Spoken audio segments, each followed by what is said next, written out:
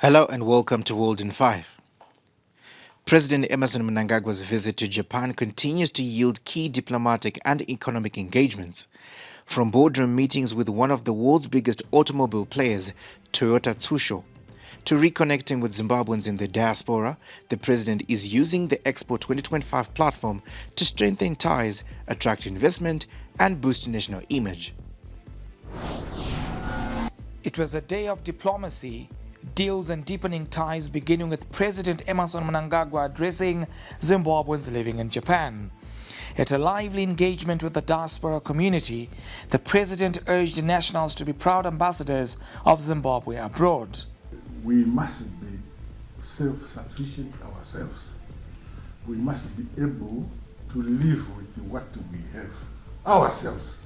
So, since I am Minister of Finance, it's quite showman. No,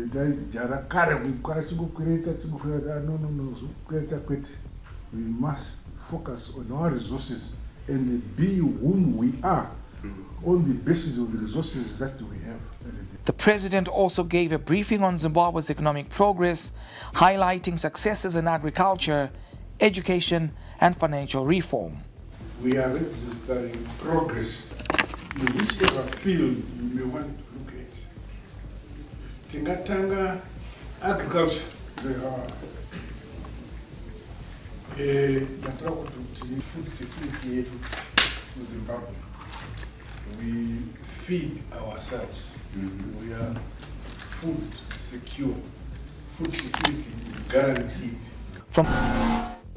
Acting President Dr. Constantino Chiwenga has commended good relations with Nigeria dating back to the period of the liberation struggle, where some of the freedom fighters were trained in that country towards attaining independence. The acting president was speaking after signing the Book of Condolences following the passing of former Nigerian President Muhammadu Buhari on July 13 at the age of 82. Acting President Chiwenga was welcomed by the Nigerian Charge d'Affaires Ambassador to Zimbabwe, Lazarus Pasaba, at the embassy. He said Zimbabwe's relations with Nigeria date back to the Liberation War, where the country was helpful with the training of the guerrilla forces. We have a long history with the late President Buhari. You will recall in 1980, he was minister in President Obasanjo's government when we attained our independence. And he was, I think he was a minister of petroleum. And towards the end of our war, when we had the Patriotic Front, the two liberation movements before we had our unit up, a complete unit accord, we had the Patriotic Front. It was the government of President Obasanjo in which President Buhari was serving. That gave us money up to 50 million for the liberation of Zimbabwe. And when we got our independence in 1980, they were the first to take our guerrillas from both Zipra and Zamla to train them in Nigeria.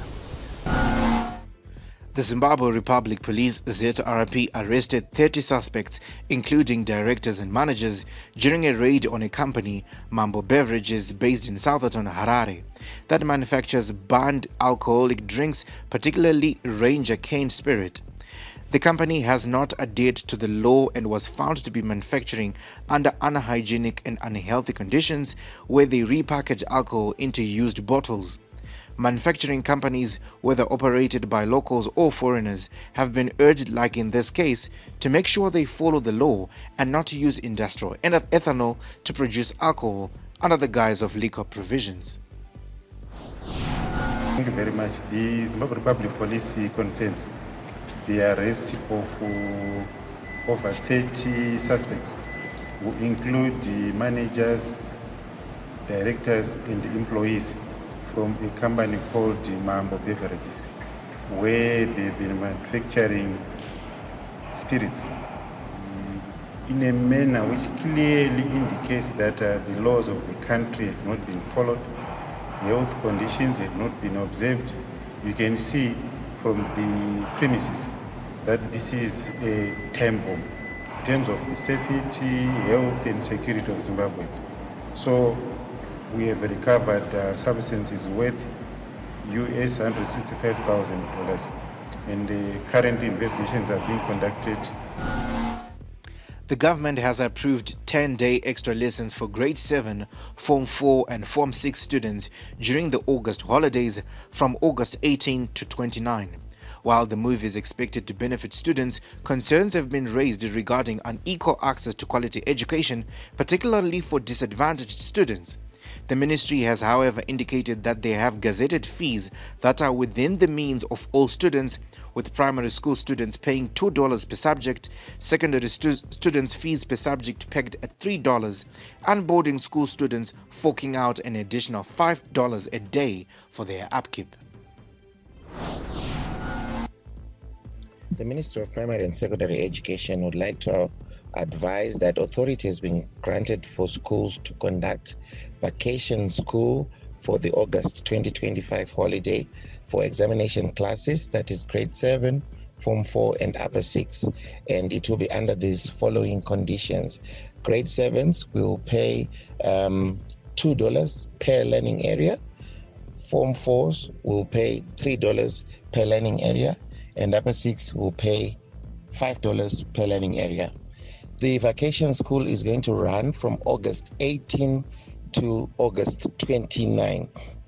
And those that are in boarding are going to pay $5 per every day that they are at the school for the vacation school. The utilization of the money is going to be as follows. 30% will be for utilities and stationery, 20% will be for administration, and 50% will be for teacher appreciation. That's all we have for Old in 5. Have a good afternoon.